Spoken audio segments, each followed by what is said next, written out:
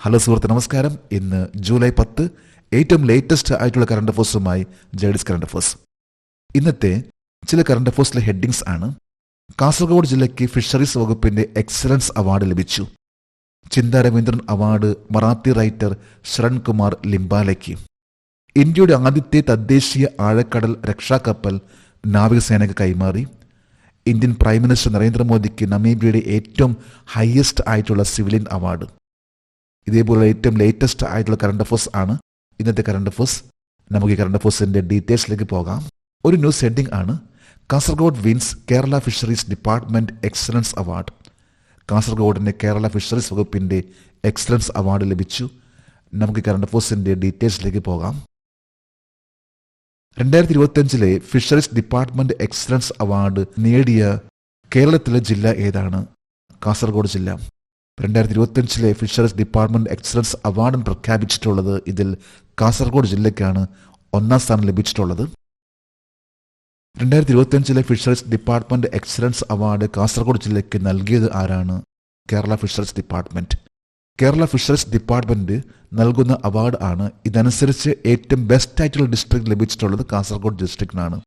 വ്യക്തിപരമായിട്ട് കുറേ അവാർഡ്സ് നൽകിയിട്ടുണ്ട്, പക്ഷേ അത് അത്രയ്ക്ക് ഇമ്പോർട്ടൻസ് വരുന്നില്ല ഒരു കറണ്ട് അഫേഴ്സിൽ. ഇതിൽ വരുന്ന importance fisheries department excellence award 2025 ലഭിച്ച ജില്ല ഏത്? അത് കാസർഗോഡ് ജില്ലയാണ്. ഈ അവാർഡ് നൽകുന്നത് കേരള ഫിഷറീസ് ഡിപ്പാർട്ട്മെന്റ് ആണ്. അടുത്തൊരു ന്യൂസ് ഹെഡിംഗ് ആണ്: ചിന്താ Raveendran award for Marathi writer Sharankumar Limbale. Marathi എഴുത്തുകാരൻ ശരൺകുമാർ ലിംബാലയ്ക്ക് ചിന്താ രവീന്ദ്രൻ അവാർഡ്. ചിന്താ രവീന്ദ്രൻ ഫൗണ്ടേഷൻ നൽകുന്ന ഒരു അവാർഡ് ആണ്. ഈ അവാർഡ് ഏറ്റവും ലേറ്റസ്റ്റ് ആയിട്ട് പറയുമ്പോൾ ലഭിച്ചിട്ടുള്ള വ്യക്തിയാണ് ശരൺകുമാർ ലിംബാലെ. നമുക്ക് കറണ്ട് അഫേഴ്സിന്റെ ഡീറ്റെയിൽസിലേക്ക് പോകാം. 2025 ചിന്താ രവീന്ദ്രൻ അവാർഡിനെ ആരെയാണ് തിരഞ്ഞെടുത്തത്? മറാത്തി എഴുത്തുകാരനും നിരൂപകനുമായ ശരൺകുമാർ ലിംബാലെ.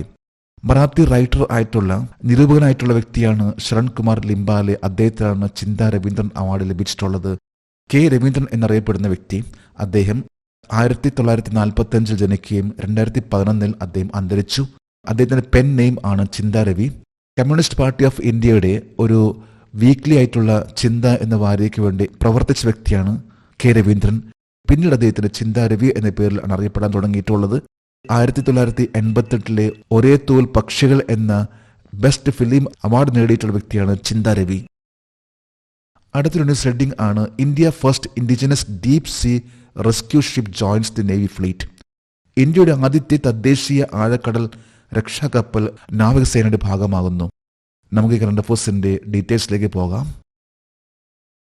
ആഴക്കടൽ ഡൈവിംഗും രക്ഷാ പ്രവർത്തനങ്ങളും നടത്താൻ കഴിവുള്ള ഇന്ത്യയിലെ ആദ്യത്തെ തദ്ദേശീയമായി നിർമ്മിച്ച ഡൈവിംഗ് സപ്പോർട്ട് കപ്പലിന്റെ പേരെന്താണ്? നിസ്റ്റാർ.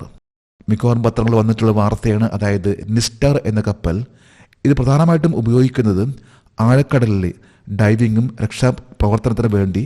ഇത് ഇന്ത്യ നിർമ്മിച്ചിട്ടുള്ള ഒരു കപ്പലാണ്. നിരവധി ഷിപ്സ് ആണ് ഇന്ത്യൻ നേവിക്ക് കൈമാറിയിട്ടുള്ളത്. ഇതെല്ലാം തന്നെ ഇന്ത്യ തന്നെ നിർമ്മിക്കുന്ന കപ്പലാണ്. ഏറ്റവും ലേറ്റസ്റ്റ് ഇപ്പോൾ നിസ്റ്റാർ എന്ന കപ്പലാണ്. ഇപ്പോൾ അതും ആഴക്കടൽ ഡൈവിംഗ് രക്ഷാ പ്രവർത്തനത്തിന് വേണ്ടി ഉപയോഗിക്കാൻ പറ്റുന്ന ഒരു കപ്പലാണ് ഇപ്പോൾ നിർമ്മിച്ചിട്ടുള്ളത്.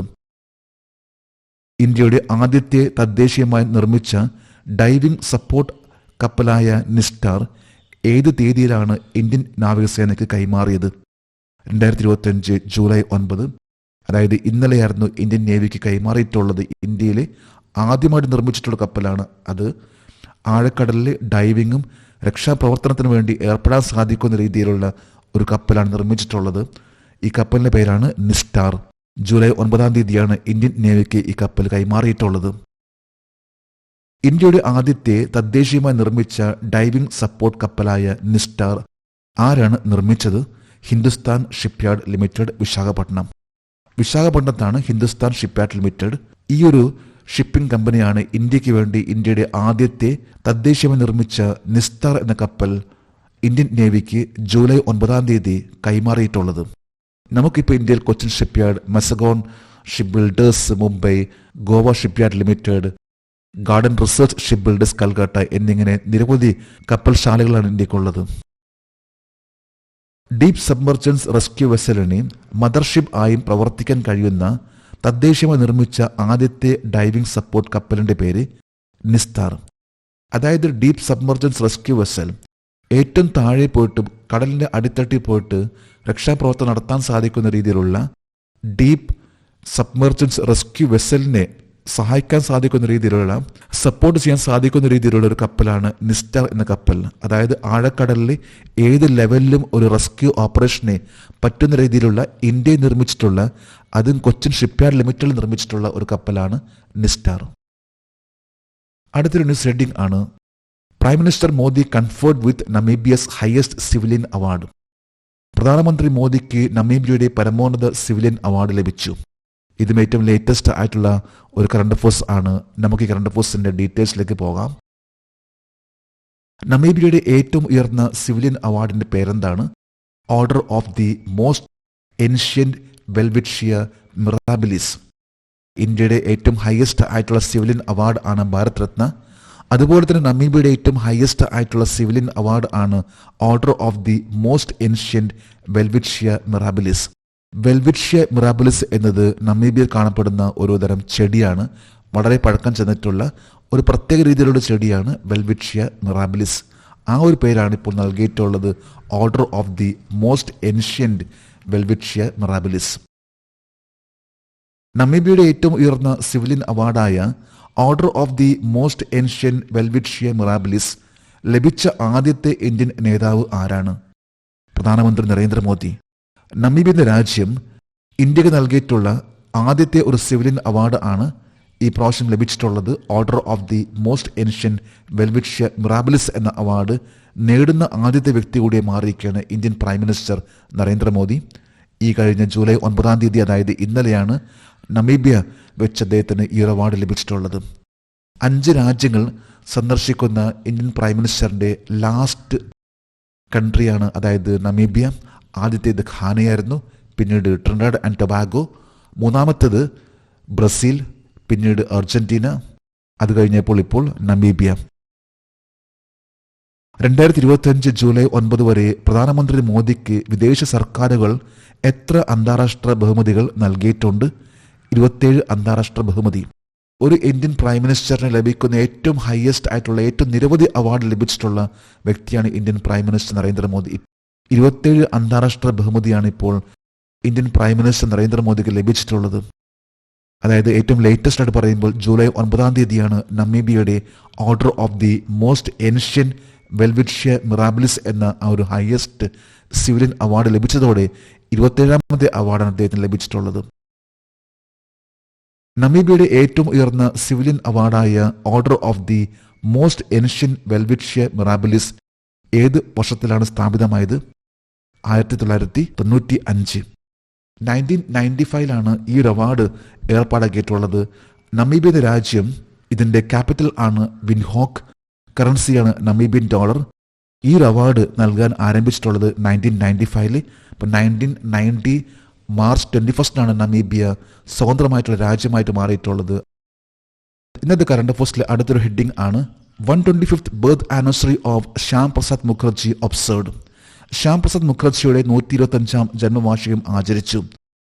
ഏറ്റവും ലേറ്റസ്റ്റ് ആയിട്ടുള്ള ഒന്നാണ് 125ാമത്തെ birth anniversary of Shyam Prasad ആണ് ഇപ്പോൾ ഈ കഴിഞ്ഞ ദിവസം ഒബ്സർവ് ചെയ്തിട്ടുള്ളത്. നമുക്ക് ഈ കറണ്ട് അഫേഴ്സിന്റെ ഡീറ്റെയിൽസിലേക്ക് പോകാം.